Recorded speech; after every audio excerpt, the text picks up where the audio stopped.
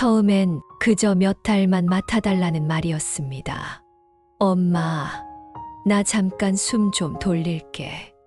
그 말 한마디에 나는 아이를 품에 안았습니다. 기저귀를 가는 것도 밤새 열을 재는 것도 나에겐 오래전에 끝난 일이었지만 어느새 나는 그 아이의 하루가 되어 있었습니다. 그 아이는 제 딸이 낳은 아이입니다. 하지만 이제 그 아이는 제 손주가 아니라 제 아들이 되었어요. 사람들은 말합니다. 저런 나이에 애를 키운다고? 이 늙은 여자가 미쳤다고. 하지만 그 애가 처음으로 저를 엄마라고 불렀을 때 전 세상 모든 걸 다 가진 기분이었어요. 그리고 그렇게 저는 손주의 엄마가 되었습니다. 아이가 어느 날 조심스럽게 날 이렇게 불렀습니다. 엄마, 그 순간 세상이 멈춘 것 같았어요. 내가 지켜온 시간들이, 내가 삼킨 눈물들이, 내가 웃으며 속으로 울던 밤들이 모두 그 말 한마디에 녹아내렸습니다. 누군가는 말합니다. 그건 내 아이가 아니라고, 엄마인 척하지 말라고. 하지만 묻고 싶습니다. 사랑은 꼭 피로만 이어져야 하나요? 저는 오늘도 손주의 엄마로 살아갑니다. 이 이야기는 피보다 진한 사랑으로 맺어진 한 여자의 고백입니다. 지금부터 제 이야기를 들려드릴게요. 이야기를 시작하기 전 구독과 좋아요, 알림 설정을 꼭 눌러주세요. 1화. 딸이 아이만 두고 사라졌습니다. 제 이름은 정순자, 올해로 67살입니다. 요즘도 저는 기저귀를 갈고 분유를 타고 동요를 틀며 하루를 시작합니다. 어느 날은 똥기저귀에 손이 젖고 어느 날은 깨진 젖병 조각에 발을 베이기도 하죠. 그럴 때마다 사람들은 말합니다. 아이고, 그 나이에 무슨 고생이야. 손주는 손주지 왜 키워요? 그럼 전 그냥 웃어요. 왜냐면 말해봤자 이해 못하니까요. 그 애가 어떤 표정으로 나를 쳐다보는지, 그 조그만 손이 내 손등을 어루만질 때 어떤 마음이 드는지 그걸 아무도 모를 테니까요. 딸은 제 자랑이었습니다. 외동딸로 키운 아이였고 무엇보다 공부도 잘하고 성격도 곧았어요. 남편이 일찍 떠나고 나서 제 전부는 그 애 하나뿐이었죠. 지금도 생생히 기억납니다. 딸이 임신했다고 말했을 때 저는 단 한순간도 화를 내지 않았습니다. 오히려 손을 꼭 잡고 말했죠. 괜찮아. 엄마가 있잖아. 내가 도와줄게. 딸은 많이 울었습니다. 울면서도 고개를 끄덕였죠. 전 그 모습을 보며 마음을 다잡았어요. 그래, 다시 시작하면 돼. 둘이 같이 키우면 돼. 그렇게 세상이 다시 돌아가는 줄 알았어요. 출산 예정일보다 며칠 이르게 겨울이 채 끝나지 않은 날 딸은 아이를 낳았어요. 분홍빛 얼굴에 조그만 손톱을 가진 아이. 딸은 그 아이를 품에 안고도 멍하니 바라보기만 했습니다. 이름은 뭐로 할까? 제가 묻자 딸은 말없이 고개만 저었어요. 그냥 엄마가 지어줘. 그게 무슨 의미였는지 저는 그날 밤에야 알게 되었습니다. 아침, 일찍 일어나 분유를 데우고 아이의 기저귀를 갈던 중이었어요. 딸 방이 조용해서 문을 열어봤죠. 침대는 정리되어 있었고 서랍도 열려 있지 않았습니다. 옷가지 몇 개가 사라졌고 핸드폰도 지갑도 없었어요. 딸은 떠났습니다. 그 말 외에는 달리 설명할 수 없었어요. 그 흔한 메모 한 장조차 남기지 않고 방 안에는 희미한 향수 냄새만이 떠돌았습니다. 처음엔 어디 급히 나간 줄 알았어요. 친구 집에 갔다거나 숨 돌리러 간 거겠지. 그렇게 하루, 이틀, 사흘, 일주일이 지나고 한 달이 지나고 어느 날 우편함의 딸의 이름으로 온 신용카드 해지 안내장을 보고서야 전 깨달았습니다. 이 아이는 이제 나한테 맡긴 거구나. 밤마다 울었습니다. 하루 종일 아이를 안고 있다가 잠든 아이를 보며 몰래 눈물만 훔쳤죠. 남들 같으면 손자 키운다고 행복하다 했을 텐데 전 그렇게 말할 수 없었어요.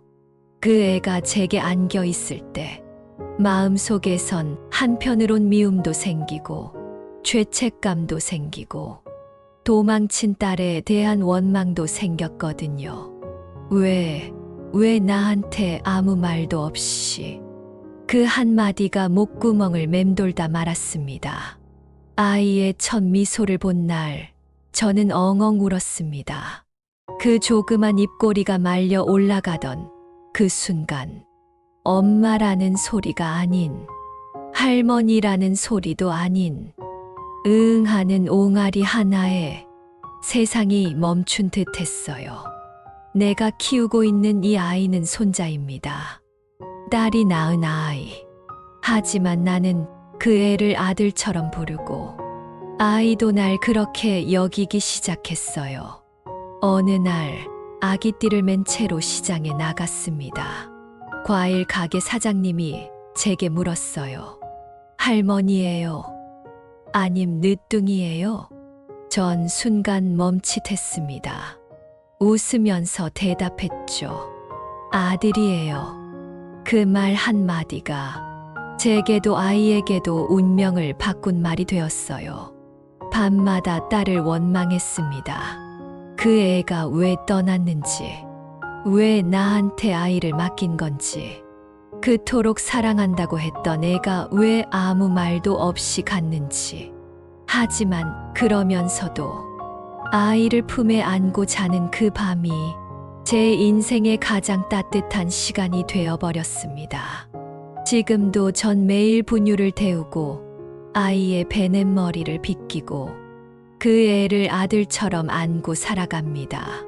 그 아이가 저를 향해 처음으로 엄마라고 부르던 날, 전 아무 말 없이 고개를 떨궜어요. 그래, 넌 내 아들이다. 그리고 나는 내 엄마다. 이화. 사람들은 날 늦은 엄마라고 부릅니다. 늦둥이에요? 이 말이 저는 참 익숙합니다. 시장에서도 병원에서도 아기랑 함께 있는 곳이면 꼭 누군가는 물어봅니다. 아들이세요? 할머니가 애 보시나 보다. 그리고 그 다음 눈썹을 살짝 치켜 올리고 어색한 미소와 함께 묻는 말. 그런데 친아들이세요? 저는 그럴 때마다 애써 웃습니다. 네, 제 아들이에요. 그 짧은 대답 한마디에 얼마나 많은 사연이 담겼는지 사람들은 모릅니다. 그리고 모르는 게 나아요. 안 그래도 복잡하니까요. 그 아이는 내 딸이 낳고 떠난 아이입니다. 하지만 지금은 내 아들입니다. 내 호적에 올린 내 아이입니다. 그렇게 결정하게 된 날이 있었습니다. 아이를 데리고 병원에 갔던 날이었죠. 예방접종 때문에 데리고 갔는데 보호자 이름을 묻더군요. 딸 이름을 말하자 간호사가 조심스럽게 말했습니다. 본인이 보호자 맞으세요? 부모 동의서 있으신가요? 그 말에 너무 당황해서 그냥 입을 다물었습니다. 서류도 증명도 다 딸 명이었으니 그때 처음 절실히 느꼈습니다. 이 아이를 내가 지키려면 법적으로도 내 아이가 되어야 한다. 호적 정정 신청을 하러 구청에 갔을 때 담당 공무원이 저를 몇 번이나 쳐다봤습니다. 아이 생년월일이 2년 전인데요. 정순자님 연세가 늦둥이에요. 그 한마디가 어쩌면 제 인생에서 가장 쓸쓸한 거짓말이었을 겁니다. 사실대로 말할까 고민도 했죠. 하지만 제 속을 다 보여줄 필요는 없잖아요. 제게 중요한 건 진실이 아니라 책임이었거든요. 그 아이를 지키기 위한 책임. 아이는 이제 말을 조금씩 하기 시작했습니다. 어설프게 단어들을 내뱉고 제 얼굴을 만지작거리며 웃곤 하죠. 어느 날은 제가 고된 하루를 마치고 소파에 앉아 눈을 감고 있을 때 그 아이가 제 무릎을 만지며 조용히 말했습니다. 엄마, 처음 듣는 말이었어요. 처음 부른 단어가 엄마라니. 그 순간 가슴이 쿵 내려앉고 눈물이 핑 돌았습니다. 내가 진짜 엄마가 된 것 같았어요. 그 아이가 그렇게 불러준 순간 나는 비로소 이 아이의 세상이 되기로 마음먹었습니다. 그날 이후 제 삶은 더욱 단단해졌습니다. 어린이집 상담을 받으러 가던 날 원장님이 저를 쳐다보며 말했습니다. 아버님은 안 오시나요? 없습니다. 혼자 아이를 키우시는 거예요. 네, 제가 엄마입니다. 그 말이 왜 이렇게 가슴 아프게 다가오는지 모르겠어요. 그냥 엄마입니다. 라고 했을 뿐인데 마음 한구석이 콕콕 찔리는 느낌이 들었습니다. 동네 학부모 모임이 있었던 날도 기억납니다. 아이들과 부모들이 함께 모여 소풍도 가고 음식을 나눴던 자리였죠. 한 엄마가 제게 다가와 말했습니다. 어머님, 대단하세요. 이렇게 늦게 아이를 낳고 키우시다니. 혹시 시험관 하셨어요? 그 말에 모두가 웃었습니다. 저는 웃지 못했어요. 어디까지가 농담이고 어디까지가 경계인지 알 수 없었거든요. 그날 밤 집에 돌아와 혼자 소주 한 잔을 기울였습니다. 아이는 곤히 자고 있었고 그 옆에서 조용히 속삭였죠. 엄마가 미안해. 내가 나한테 엄마라고 불러줘서. 엄마인 척하는 거. 그게 내가 할 수 있는 최선이야. 딸은 돌아오지 않았습니다. 전화번호도 바뀌었고 SNS도 메신저도 다 사라졌습니다. 가끔은 딸이 죽은 건 아닐까 하는 생각도 들지만 어쩌면 너무도 잘 살고 있을지도 모르죠. 하지만 중요한 건 그 애가 떠났고 나는 이 아이를 내 아들로 품었다는 사실입니다. 요즘 저는 종종 거울을 봅니다. 거울 속에 있는 건 지친 여인입니다. 주름도 깊고 눈가도 늘어졌지만 그 눈동자만큼은 단단합니다. 왜냐고요? 그 아이가 저를 보고 웃거든요. 엄마 하며 달려오니까요. 그 아이 하나가 지금의 저를 세상에서 가장 강한 사람으로 만들어 주었습니다. 3화, 손자가 처음으로 엄마라고 불렀습니다. 그날의 그 순간을 나는 아마 죽는 날까지 잊지 못할 겁니다. 아이와 단둘이 사는 날이 쌓이면서 내 마음 한구석엔 항상 두려움이 자리 잡고 있었습니다. 이 아이가 어느 날 나를 할머니로 부르면 어쩌지? 엄마는 어디 있냐고 물으면 뭐라고 말해야 하지? 그 질문에 대한 답을 수백 번 연습했지만 정작 대답은 준비되지 않았습니다. 그런데 그날은 전혀 다른 방향에서 나를 무너뜨렸습니다. 봄비가 촉촉이 내리던 날이었습니다. 분홍 우비를 입힌 아이를 데리고 집 앞 놀이터를 잠깐 다녀온 참이었죠. 옷이 젖을까봐 후다닥 옷을 갈아입히고 나는 거실에 퍼질러 앉아 한숨을 내쉬고 있었어요. 그때 아이가 나를 향해 터벅터벅 다가오더니 양손을 번쩍 들고 또박또박 말했습니다. 엄마 안아줘. 그 말에 내 숨이 멎었습니다. 순간 시간이 멈춘 듯 했어요. 엄마, 그 말이 이렇게 무거울 줄 몰랐습니다. 기적 같았고 동시에 심장을 후벼 파는 송곳 같았습니다. 아이를 끌어안으며 나는 애써 웃으려 했습니다. 그래, 엄마가 안아줄게. 하지만 그 말 뒤에 미안해라는 말이 목까지 차올랐어요. 너의 엄마가 되어줘서 미안하다. 진짜 내 엄마는 내가 아니란다. 나는 그저 너를 대신 맡은 사람일 뿐이야. 하지만 그날 밤 아이의 숨소리를 들으며 생각했습니다. 아니야. 난 그냥 맡은 사람이 아니야. 이 아이에겐 지금까지도 앞으로도 진짜 엄마는 나야. 그날 이후 아이는 계속해서 나를 엄마라 불렀습니다. 아침에 눈을 뜨자마자 엄마, 밥 줘. 잠자기 전엔 엄마, 뽀뽀뽀. 이제는 내 이름은 사라졌고 나는 완전히 엄마가 되어 있었습니다. 하지만 이 엄마라는 단어는 세상에 알릴 수 없는 말이기도 했습니다. 어린이집에서 선생님이 물었어요. 아버지는 함께 안 사시나요? 나는 잠시 멈칫했죠. 네, 저 혼자 키웁니다. 힘드시겠어요. 그래도 젊은 엄마는 체력이 되니까 다행이에요. 순간 그 말이 뼈처럼 박혔습니다. 젊은 엄마라니.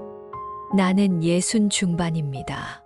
화장을 조금 덜 하면 주름은 금세 드러나고 무릎은 나이 안고 몇 번만 올라갔다 내려갔다 하면 욱신거립니다.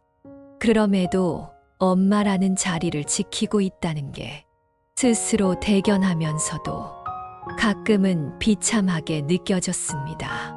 가장 참기 힘들었던 건 아이의 그림 일기였습니다. 아이의 그림 속에 나는 머리가 길고 치마를 입은 젊은 엄마로 그려져 있었죠. 우리 엄마는 예뻐요. 우리 엄마는 밥도 잘해요. 우리 엄마는 매일 나랑 놀아줘요. 나는 그 그림을 보며 눈물이 뚝 하고 떨어졌습니다. 그림 속에 있는 여인은 내가 아니었거든요. 아이 마음속 엄마는 어쩌면 내가 그리워하는 진짜 엄마일지도 모르잖아. 하지만 동시에 그 글귀 하나하나가 지금 이 순간만큼은 내가 진짜 엄마라는 확신을 주기도 했습니다. 사람들은 아직도 묻습니다. 진짜 친아들 맞아요? 딸은 뭐 하고 사세요? 어떤 날은 참견처럼, 어떤 날은 동정처럼 묻습니다. 그럴 때마다 나는 아이의 얼굴을 봅니다. 밥 먹고 있는 아이, 낮잠 자는 아이, 내 품에 안겨 재롱 부리는 아이, 그리고 마음속으로 중얼거립니다. 그래, 내가 너희 엄마다. 내가 널 지킨다. 죽는 날까지 내가 널 지켜줄게. 누가 뭐래도 그 아이는 내 전부입니다. 딸이 어디서 무엇을 하든 그 애가 왜 떠났든 이젠 중요하지 않습니다. 그 아이가 날 엄마라 불렀던 그 순간부터 나는 이 아이의 엄마가 됐으니까요. 사와 딸이 다시 나타났습니다. 그리고 돈을 요구했어요. 세상이 멈춘 것 같았습니다. 현관문 앞에 서 있는 그 얼굴을 보자 나는 신발도 신지 않은 채로 얼어붙었습니다. 혜진아? 딸이었습니다. 3년, 아니 거의 4년 만이었죠. 그동안 아무런 연락 한 통 없던 딸이 말도 없이 예고도 없이 그냥 문 앞에 나타났습니다. 한 손에는 명품 가방을 들고 다른 손엔 핸드폰을 들고 입가엔 미소를 머금고 있던 그 아이. 나는 꿈을 꾸는 줄 알았습니다. 눈물이 핑 돌았고 숨을 삼킨 채 딸을 끌어안으려 했습니다.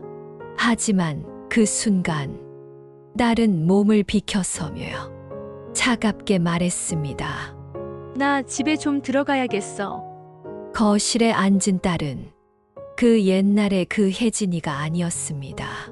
어딘가 무르익은 눈썹, 화장으로 덮은 표정, 낯선 향수 냄새, 딸의 몸엔 익숙한 냄새 대신 다른 세상의 기운이 풍겨 나왔습니다. 나는 조심스레 물었죠. 잘 지냈니? 그럭저럭. 그 대답이 전부였습니다. 아이에 대한 말도, 자기 근황도, 그동안 왜 연락 끊었는지도, 어떤 사과도 설명도 없었습니다. 잠시 후 아이가 놀이터에서 들어왔습니다. 손과 얼굴이 흙투성이였고 엄마, 하며 나를 향해 달려왔죠.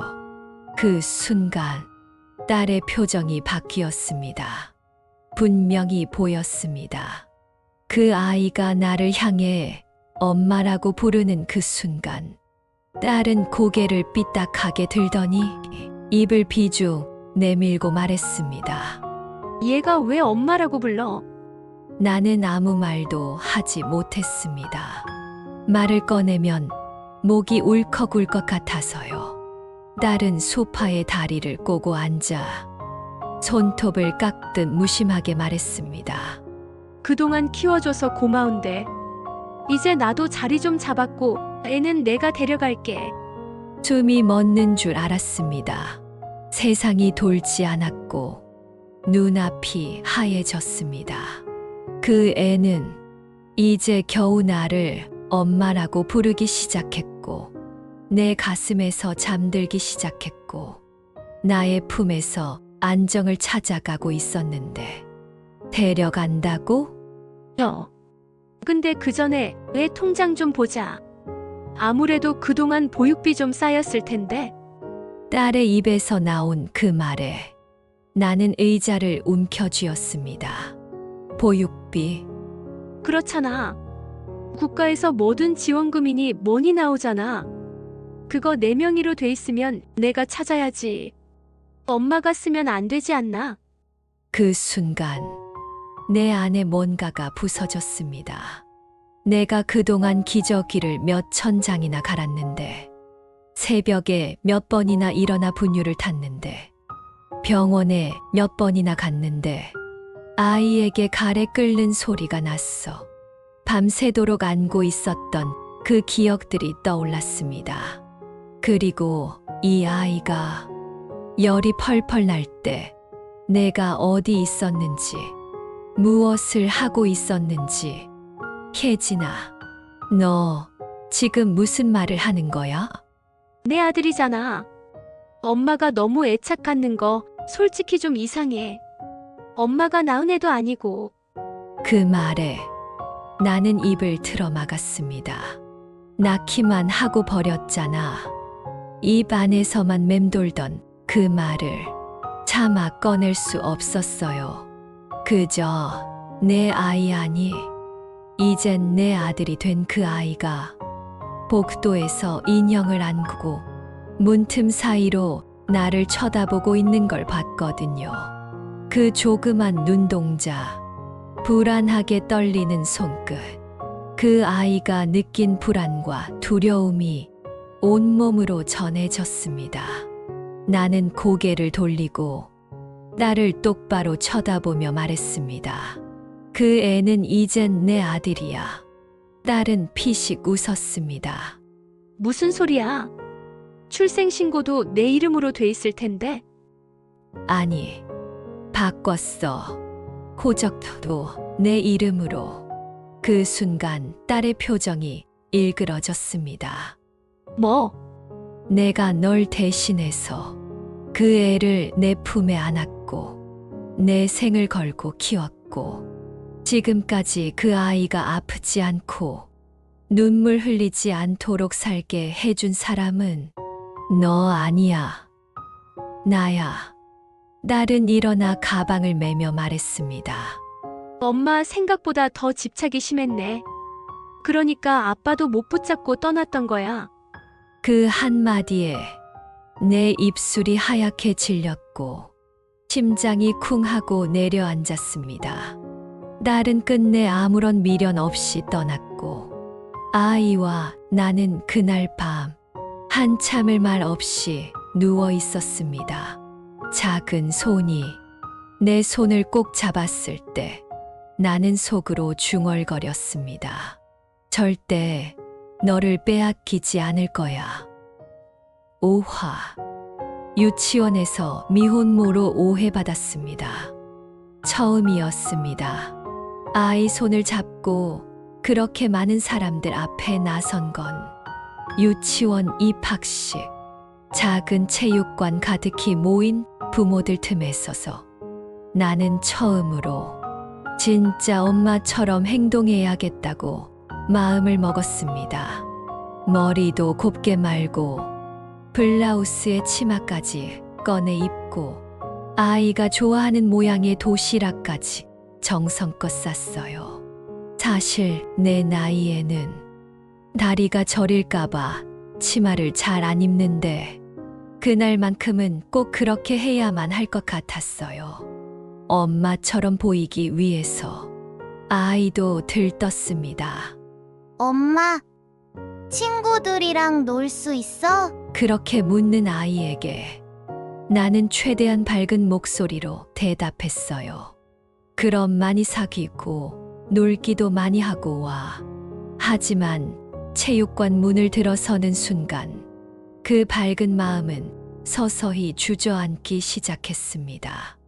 옆을 둘러보니 2030대 젊은 엄마, 아빠들이 말끔한 옷차림으로 웃고 있었고 어떤 엄마는 고급 유모차를 끌고 아이에게 작은 물병을 건네주고 있었죠.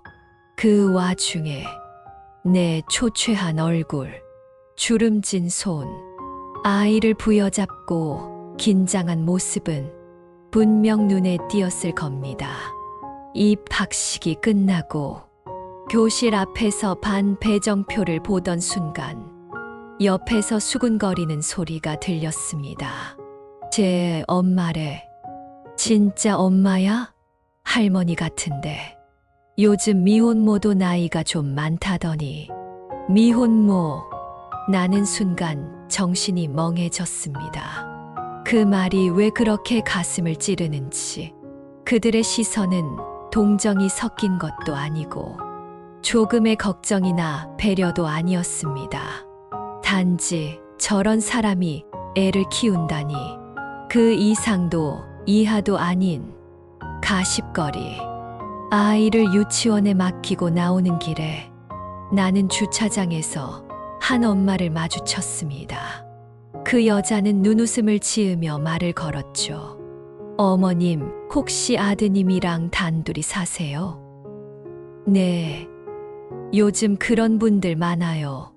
혼자 키우시기 힘들 텐데. 혹시 아이 아빠랑 연락은 되세요? 그 말에 나는 도저히 참을 수 없었습니다. 저는 그 아이의 엄마가 아니라 할머니입니다. 그 순간 상대방의 눈이 동그랗게 커지더니 입술이 딱 벌어졌습니다. 어머, 진짜요? 그럼 왜 애가 엄마라고 부르던데? 그 애한텐 제가 엄마예요. 짧은 대화였지만 내 발걸음은 너무도 무거웠고 심장은 바닥까지 내려앉은 듯 했습니다. 집으로 돌아오는 길, 백화점 거울 앞에서 우연히 내 얼굴을 마주쳤습니다. 잔주름이 더 늘어난 눈가, 피곤함에 꺼진 볼살, 새벽마다 깨어있느라 축 처진 어깨. 나는 정말 엄마처럼 보이지 않았습니다. 오히려 아이를 대신 키우는 고단한 노년의 할머니일 뿐이었습니다. 하지만 동시에 이 아이가 엄마라고 불러준 단 한 사람이기도 했습니다. 그날 밤 아이를 재우고 혼자 앉아 식탁 위에 놓인 유치원 공지문을 읽었습니다. 가정환경 조사서. 그 첫 항목에 부모님 성함과 나이가 적혀 있었고 그 아래에 부모 기타 보호자 칸이 있었습니다. 나는 잠시 고민하다 모란에 내 이름을 적었습니다. 그리고 나이를 적는 순간 손이 조금 떨렸습니다. 모 정순자 67세. 그날 이후 나는 세상에 당당히 말하기로 결심했습니다. 저는 이 아이의 진짜 엄마는 아니지만 이 아이의 삶을 만든 사람입니다. 사람들이 뭐라 하든 수군거리든 비웃든 이 아이의 작은 손이 내 손을 꼭 잡고 있는 한 나는 그 아이의 엄마입니다. 6화. 손자가 아빠를 찾기 시작했습니다. 엄마, 아빠는 언제 와? 그 말이 처음 나온 건 5살 생일을 하루 앞둔 저녁이었습니다. 초를 켜고 작은 케이크를 앞에 두고 나는 아이를 바라보며 말했죠. 생일 축하해. 우리 아들, 엄마가 정말 사랑해. 아이도 웃었습니다. 그런데 갑자기 케이크 위에 꽂힌 촛불을 보며 조심스럽게 입을 열더군요. 근데 엄마, 다른 애들은 아빠도 축하해 주던데 나는 왜 아빠가 없어? 순간 가슴 한가운데를 송곳으로 찌른 것 같았습니다. 그 말을 준비했어야 했는데 언젠가는 나올 질문이라는 걸 알았어야 했는데 그동안 나는 아이의 왜를 피하고 살았습니다. 왜 나는 엄마랑만 살아? 왜 아빠는 없는데? 그런 질문이 나올까봐 TV에서도 가족 나오는 프로그램은 얼른 돌려버리고 놀이터에서도 아빠라는 단어가 들리면 아이를 안고 자리를 피했죠. 하지만 그 질문이 드디어 정확히 내 앞에 도착한 겁니다. 나는 애써 미소 지으며 말했어요. 우리 아빠는 하늘나라에 계셔. 아이의 눈이 동그랗게 커졌습니다. 하늘나라, 그럼 못 와? 응. 하지만 매일 너를 보고 계실 거야. 너랑 엄마랑 얼마나 행복한지 매일 하늘에서 응원하실 거야. 아이는 한동안 말이 없었습니다. 그리고 촛불을 후 하고 불고 작게 중얼거렸죠. 하늘나라, 아빠도 내 생일 축하해 줬으면 좋겠다. 그날 밤 아이를 재운 뒤 나는 소리 죽여 울었습니다. 거짓말이었습니다. 그 아이의 아빠라는 사람은 존재했지만 딸과 함께 도망치듯 사라진 존재였고 이름도 연락처도 남기지 않았습니다. 그 사람이 아이에게 아빠 노릇을 하겠다고 다시 나타날 확률은 제로에 가까웠습니다. 며칠 후 아이의 유치원에서 부모 참여 수업이 있었습니다. 다른 아이들은 엄마 아빠 손을 붙잡고 들어왔고 나는 아이와 단둘이 앉았습니다. 아이 옆자리 친구가 말했습니다. 내 아빠는 경찰이야. 어제는 총도 봤어. 또 다른 아이는 말했죠. 우리 아빠는 택배 아저씨인데 장난감도 많이 갖다 줘. 그때 우리 아이가 조용히 고개를 숙이고 있다가 갑자기 제 손을 꽉 잡았습니다. 그리고 울먹이는 목소리로 말했어요. 엄마, 나도 아빠 있었으면 좋겠어. 나는 아이를 껴안고 말했습니다. 괜찮아. 너에겐 엄마가 둘 몫을 다할 거야. 하지만 그 말이 아무 위로가 되지 않는다는 걸 아이의 표정이 말해주고 있었습니다. 그날 밤 나는 아이의 사진첩을 꺼내어 몇 장을 찢었습니다. 딸과 함께 찍었던 사진들, 아이를 안고 있던 그 남자의 그림자.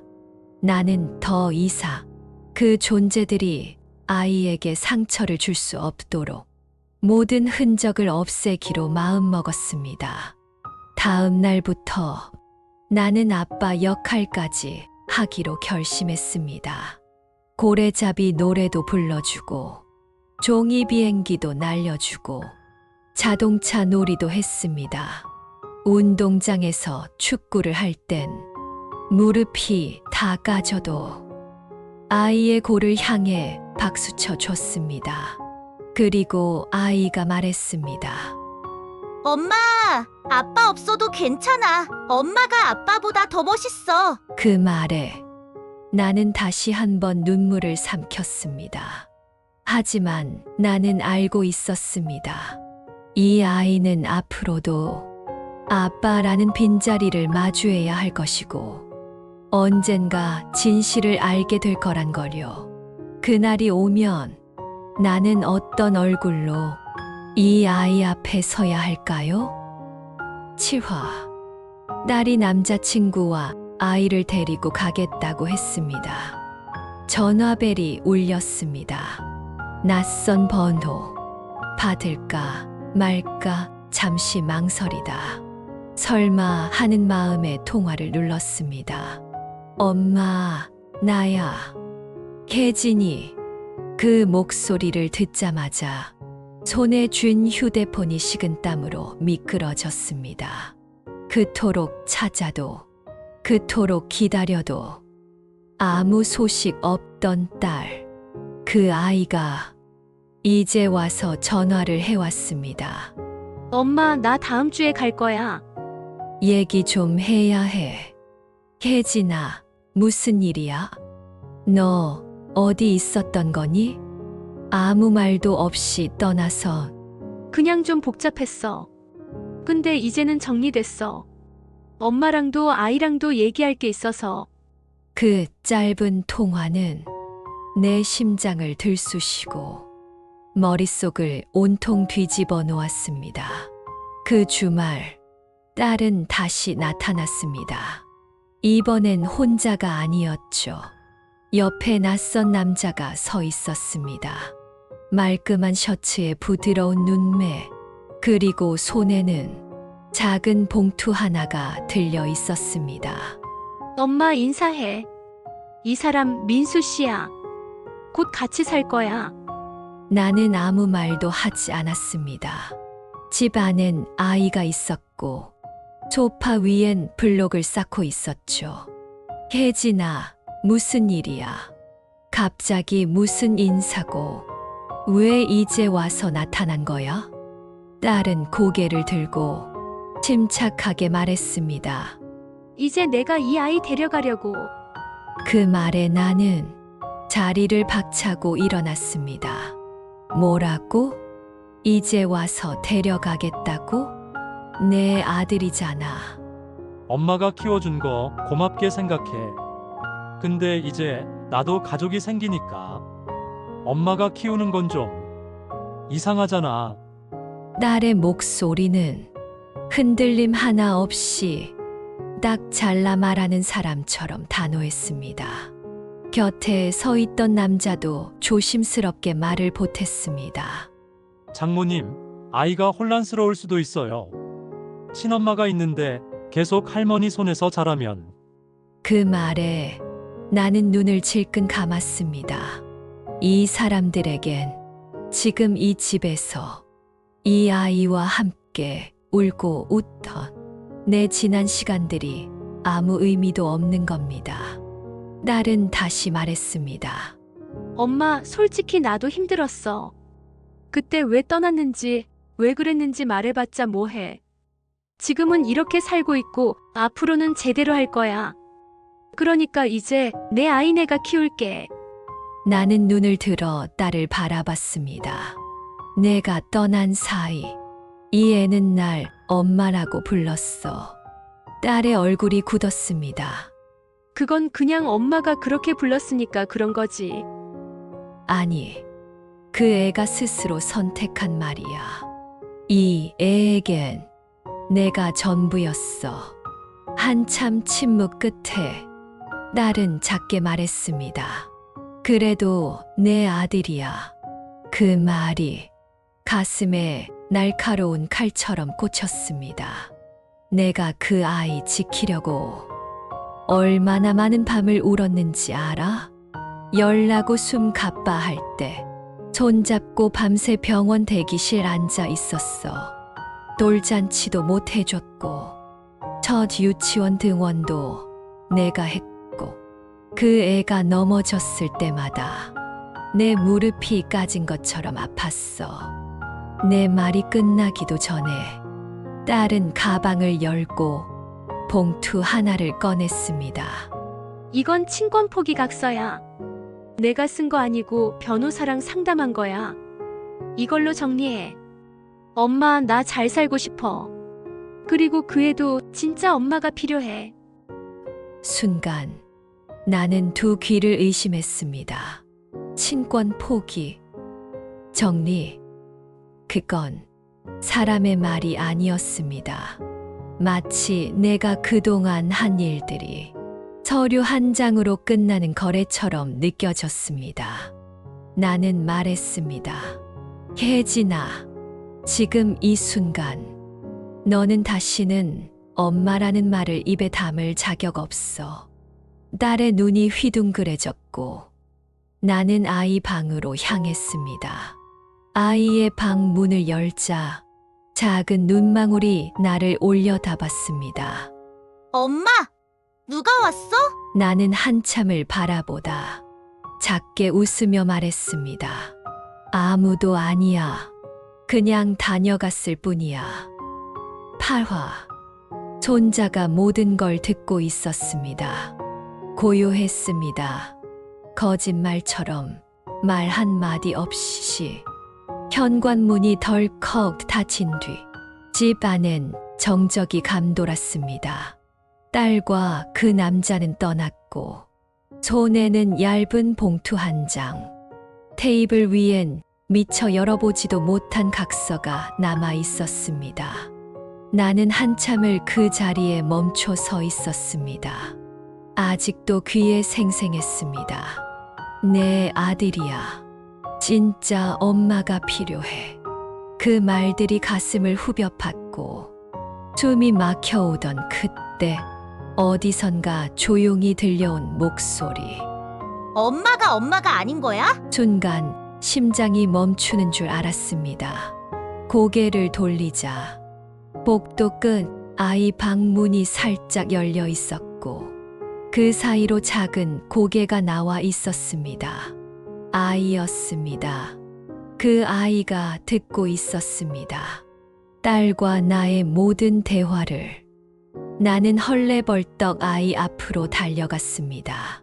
아니, 그게 아니라 엄마는. 하지만 아이는 뒤로 한 발 물러섰습니다. 작은 눈망울이 흔들리고 있었습니다. 불안, 배신, 혼란, 그리고 두려움까지. 그 아이는 지금 자신이 알고 있던 세상이 거짓이었다는 걸 느낀 겁니다. 그러면 나를 낳은 사람은 다른 사람이야? 나는 차마 대답할 수 없었습니다. 그저 고개를 끄덕이는 것도 부정하는 것도 모두 죄처럼 느껴졌습니다. 그럼 엄마는 왜 나한테 엄마인 척한 거야? 아이의 목소리는 떨렸고 나는 울컥하며 다가갔습니다. 미안해. 엄마가 미안해. 아니, 엄마가 아니어도 나는 너를 사랑했어. 지금도, 앞으로도. 그 순간, 아이의 손이 나를 밀쳤습니다. 거짓말쟁이야. 그 말 한마디에 나는 무너졌습니다. 이 아이가 처음으로 나에게 상처를 주는 말, 그토록 지키고, 그토록 품에 안고, 세상의 비난 속에서도 꿋꿋이 키워온 이 아이가 지금 내게 등을 돌린 겁니다. 아이 방문은 쾅 소리를 내며 닫혔고 나는 복도 바닥에 주저앉았습니다. 정적 속에서 작은 흐느낌이 들려왔습니다. 아이였습니다. 베개를 끌어안고 작게 우는 그 소리. 나는 문 앞에 무릎을 꿇고 작게 속삭였습니다. 지후야, 엄마가, 아니, 할머니가 잘못했어. 너한테 솔직하지 못한 거 용서해줘. 근데 내 마음은 거짓이 아니었어. 그날 밤 나는 불을 끄지 않았습니다. 혹시 아이가 나올까? 물이라도 마시러 나올까? 그냥 나를 한 번이라도 봐줄까 봐서요. 하지만 아이는 끝내 나오지 않았습니다. 다음 날 아침, 아이의 방 문을 열자 아이 눈이 퉁퉁 부어 있었습니다. 나는 조용히 밥상을 차리고 말없이 아이 앞에 놓았습니다. 숟가락을 들려는 아이에게 나는 조심스럽게 말했습니다. 지후야, 너무 늦었지만 할머니가 이야기해 줄게. 내가 어떻게 내 품에 오게 됐는지. 나는 조용히 앉아 아이의 눈을 마주보고 처음부터 끝까지 딸이 떠났던 날부터 내가 처음 날 엄마라고 불렀던 순간까지를 하나하나 이야기해 줬습니다. 중간에 몇 번이나 목이 메었고 눈물이 흘러내렸지만 참았습니다. 거짓말 없이, 핑계 없이 그냥 있는 그대로를. 말이 끝났을 때 아이의 숟가락이 멈췄고 한참을 말이 없었습니다. 그러다 아이의 작은 손이 내 손등 위에 포개졌습니다. 그래도 그 순간 눈물이 왈칵 쏟아졌습니다. 입술을 꽉 깨물고 나는 아이의 손을 감싸쥐었습니다. 그래, 우리 지후야. 그 말이면 돼. 그 말 하나면 엄마는 다시 뭐든 할 수 있어. 그날 저녁, 나는 식탁 위에 남겨진 친권 포기 각서를 찢어버렸습니다. 그리고 마음속으로 다짐했습니다. 더는 빼앗기지 않을 거야. 진실을 알았다고 해도 나는 이 아이의 엄마야. 9화. 나는 아이에게 진실을 말했습니다. 아이를 무릎에 안고 나는 하늘을 올려다봤습니다. 햇빛이 조금은 부드럽게 내려앉던 오후, 조용한 공원 벤치 위에서 나는 손에 꼭 쥔 아이의 체온을 느꼈습니다. 이제는 말해야겠다고, 이제는 숨기지 말아야겠다고 결심한 날이었습니다. 그동안 나는 너무 많은 것을 혼자 삼켰습니다. 언젠가는 조금 더 크면 이해할 수 있을 때 그런 말들로 스스로를 속이며 아이를 보호하고 있다고 착각했습니다. 하지만 아이는 이미 알고 있었습니다. 이미 상처받았고 이미 세상이 생각보다 복잡하다는 걸 느낄 만큼 커버렸습니다. 지후야, 아이를 바라보며 조용히 불렀습니다. 응? 아이의 눈동자가 반짝였습니다. 나는 아이의 작은 손을 꼭 잡고 말했습니다. 너는 내가 낳은 아이는 아니야. 아이의 눈빛이 순간 흔들렸습니다. 하지만 나는 피하지 않았습니다. 지금 이 순간, 더는 거짓 없이 나의 전부를 담아야 했습니다. 너는 우리 혜진이, 그러니까 엄마의 딸이 낳은 아이야. 근데 그 아이가 너무 힘들어서 엄마한테 너를 맡기고 떠났어. 그럼 그때부터 엄마가 날 키운 거야? 나는 고개를 끄덕였습니다. 응, 너 돌도 되기 전에 처음 이유식 먹던 것도, 밤마다 울던 것도, 처음 걸음마 떼던 것도 전부 다 내가 봤어. 아이의 얼굴이 미세하게 일그러졌습니다. 조금은 혼란스러운 듯 했지만 그 말들 속에 숨은 따뜻함을 느낀 것 같았습니다. 그럼 진짜 엄마는 왜 나를 두고 갔어? 그 질문 앞에서 나는 숨을 한 번 깊이 쉬었습니다. 그건 엄마도 잘 모르겠어. 그 아이도 많이 아팠고 너를 사랑하지 않아서가 아니라 어떻게 사랑해야 할지 몰랐던 것 같아. 아이의 고개가 천천히 숙여졌습니다. 나는 조심스럽게 말을 이었습니다. 하지만 한 가지는 분명해. 너를 사랑하는 사람은 지금 여기에 있어. 지금 이 순간 내 손을 잡고 있는 이 사람이, 그게 바로 엄마야. 잠시 후 아이의 조그만 손이 내 손가락을 꼭 잡았습니다. 그리고 아주 작게, 그러나 분명하게 말했습니다. 그래도 난 엄마가 좋아. 그 말에 나는 울음을 참지 못했습니다. 아무 말 없이 그저 그 아이를 품에 안고 하염없이 눈물을 흘렸습니다.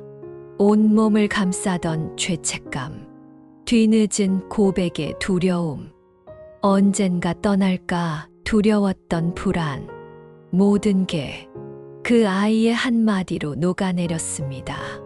그날 밤 나는 처음으로 아이와 함께 앨범을 펼쳤습니다. 사진 한 장 한 장을 넘기며 말했죠.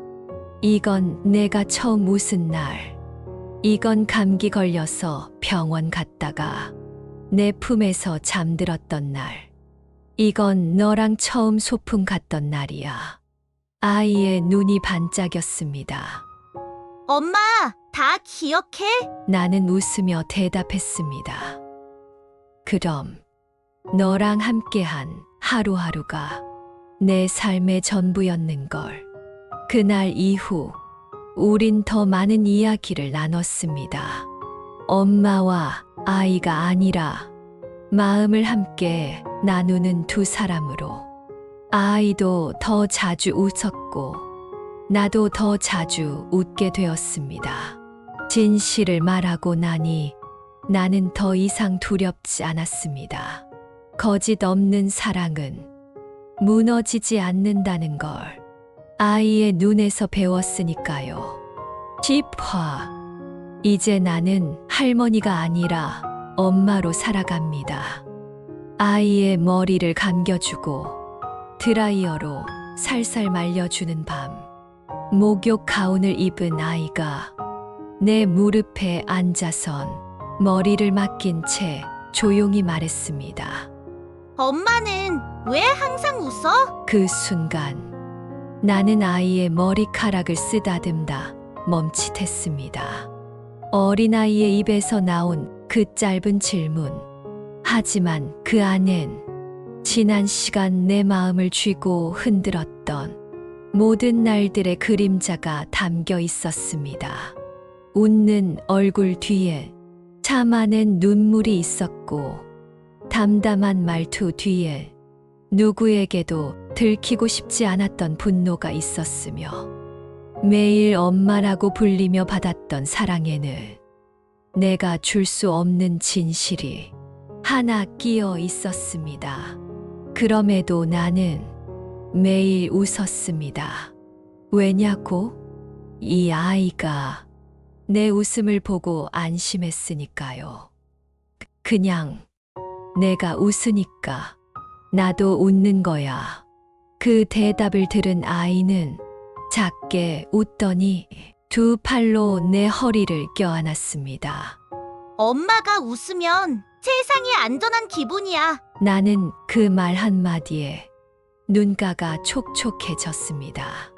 그날 밤 나는 거실 한쪽 벽을 정리했습니다. 낡은 액자들을 떼어내고 대신 그 자리에 아이와 함께한 사진들을 걸었죠. 처음 이유식 먹던 날, 처음 넘어져서 울던 날, 처음 어린이집 가던 날, 처음 엄마라고 불러준 날. 그 사진들 속에 나는 주름지고 머리도 엉켜있고 어쩔 땐 지쳐 보였지만 그 어느 때보다 행복해 보였습니다. 그동안 나는 누군가에게 인정받고 싶었는지도 모릅니다. 내가 엄마라는 걸. 진짜 엄마는 아니지만 그보다 더 많은 걸 주고 있다고. 하지만 이젠 알게 됐습니다. 내가 엄마인 이유는 종이 한 장 때문도 세상이 인정해서도 아니었습니다. 이 아이가 나를 엄마라고 불렀기 때문입니다. 그리고 내가 스스로 엄마가 되기로 선택했기 때문입니다. 아이의 초등학교 입학식 날, 나는 검정색 코트를 입고 작은 백을 들고 학교에 갔습니다.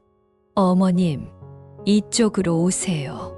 선생님이 그렇게 불러주던 그 한마디에 나는 왠지 모르게 입술을 꼭 다물었습니다. 입학식이 끝나고 아이가 내 손을 잡고 말했습니다. 엄마, 우리 가족 사진 또 찍자. 사진관 앞에서 아이와 둘이 나란히 섰습니다. 아이의 웃음은 해맑았고 내 눈가엔 눈물이 고여 있었지만 사진 속 나는 더없이 따뜻한 미소를 짓고 있었습니다. 어느덧 아이는 내게 엄마라는 단어를 당연하게 부릅니다. 낮에 부르든 밤에 울면서 부르든 그 단어 하나에 담긴 건 사랑이었습니다. 엄마, 엄마, 배고파. 엄마, 내 옷 어딨어? 엄마, 내일 소풍이야. 이제 그 단어는 내 이름이 되었습니다. 나는 더 이상 그 아이의 대신 엄마가 아닙니다. 내 삶에서 가장 뜨거운 선택, 가장 힘들었던 인내, 가장 따뜻한 사랑이 이 아이에게 도착해 결국 나를 진짜 엄마로 만들었습니다. 마지막으로 이 말을 하고 싶어요. 나는 오늘도 손주의 엄마로 살아갑니다. 그리고 이 삶이 내 인생에서 가장 소중한 시간이었습니다. 세상엔 피로 맺어진 가족도 있지만 마음으로 맺어진 가족도 있습니다. 저는 오늘도 그 아이의 엄마로 살아갑니다. 그리고 그 아이는 세상 누구보다 제게 큰 사랑을 안겨준 제 아들입니다.